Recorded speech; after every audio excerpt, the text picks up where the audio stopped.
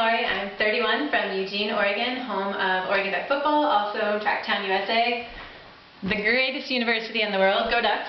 When I was 9, I developed a kind of a split personality, Queen Laurie, and I made myself a little paper crown that I would wear on my head, and I would take all the couch cushions and I would stack them up and I would climb up on top of them, and I would sit there and basically look out over my kingdom that was my little brother. I was a pretty tyrannical ruler. I wasn't very popular with my constituents, and I think honestly if you were to ask them even today about Queen Laurie, they would cower in fear at the mere mention of my name. The one thing I did learn though was that the best way to get anything done is to manipulate people into doing things that you really want them to do, but at the same time convincing them that it was something they were going to do on their own anyway. So it took a few years, but I did finally upgrade from my paper crown to a real one, where I could officially reign as Queen Laurie.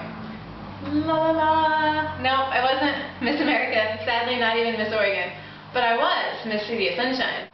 Although I don't think it's probably very vital to the game, I think it's important to note that had there been immunity challenges, I totally would have rocked that contest. I am pretty intense when it comes to running.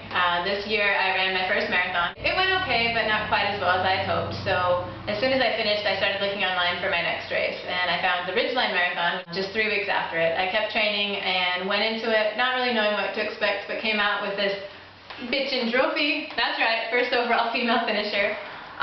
The one thing I learned from that marathon is, one, I'm a lot tougher than I thought I was, and two, I like to win. I like to win a lot. It can be pretty hardcore, especially when it comes to running and competitive events, but I also like to have a lot of fun.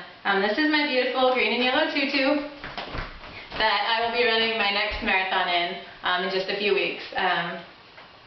Basically, you can kick ass and still have a lot of fun doing it. I know there's a few major complaints when it comes to the game of Survivor. The rain. A lot of people, it seems like, are whining about the rain. Oh, I'm so cold. It's never dry. Well, I live in the Pacific Northwest, where 90% of the time it rains all the time. The rain, not going to bother me. We dance in the rain, we run in the rain, we play soccer in the rain. Pretty much life goes on when it's raining.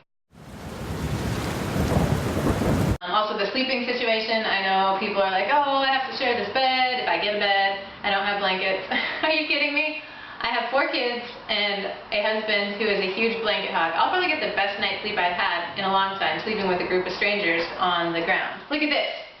I just pulled my own hair, not even crying. Told you I was tough.